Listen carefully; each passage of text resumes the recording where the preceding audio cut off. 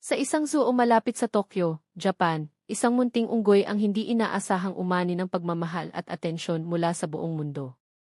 Si Punch, isang batang Japanese macaque, ay ipinanganak noong Hulyo 2025 sa Ichikawa City Zoo. Ngunit hindi naging madali ang kanyang simula sa buhay.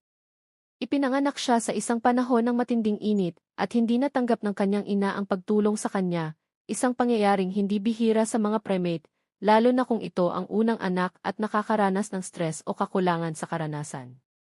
Dahil dito, siya ay naiwan at abandoned agad.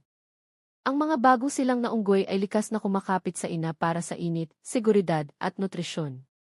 Nang mawalan siya ng ganitong koneksyon, agad na kumilos ang mga zookeeper. Sa likod ng mga viral na video ni Punch ay isang pangkat ng mga tagapag-alaga na walang imik na nagpapakita ng dedikasyon at pagmamalasakit. Pangunahing kilala sa pagsubaybay at pagbibigay ng pansin sa munting unggoy ay si Kosuke Shikano, isa sa mga zookeeper na nag-step in upang tiyaking mabubuhay at lalahok si Punch sa buhay ng kanyang kauri. Hindi lamang basta pagkain at pag-alaga ang kanyang ginampanan. Ang pagpapalaki sa isang baby macaque ay nangangailangan ng matyagang pag-intindi sa kilos at pangangailangan ng primata, mula sa tamang nutrisyon hanggang sa paggabay sa pakikipagsalamuha sa ibang unggoy. Upang punan ang puwang na iniwan ng ina, binigyan ng mga tagapag-alaga si Punch ng isang malambot na stuffed orangutan, isang laruan na may mahabang balahibo at hugis na kahawig ng iba pang primata. Ni hindi mawala sa kanyang paningin ang laruan, lagi niya itong inaako kahit pa mas malaki ito kaysa sa kanya. Dahil dito, nakuha niya ang pangalan sa social media at umani ng milyon-milyong views habang siya ay kumakapit dito. Tila ito ang kanyang surrogate mother o pang-inang alaala. Hindi naging madali ang proseso ng pakikisalamuha sa ibang unggoy.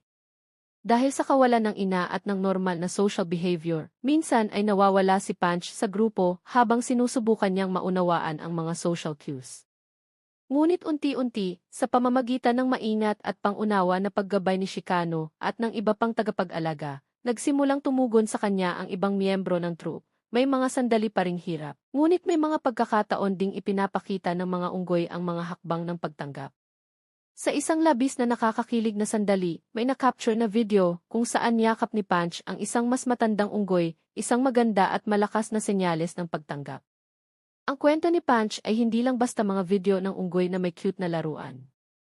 Ito ay naging simbolo ng pag-asa, pagtitiis, at resilience para sa milyon-milyong tao sa buong mundo. Ang hashtag na #HangInterePunch ay lumaganap sa social media dahil sa dami ng nakakaantig na reaksyon ng netizens. Ang laruan ni Punch, isang simpleng IKEA orangutan plush, ay naging sobrang popular na halos maubos sa mga tindahan sa iba't ibang bansa dahil sa epekto ng viral na kwento. Sa huli, hindi lamang ito kwento tungkol sa isang unggoy at isang laruan. Ito ay kwento tungkol sa kalikasan ng koneksyon, ang angailangan ng karamay, at ang kapangyarihan ng tahimik na pagtulong. Si Punch ay isang paalala na, kahit sa mga nilalang na pinakamalapit sa tao sa siyensya, ang pagmamahal, oras, at malasakit ay maaaring magdala ng tunay na pagbabago.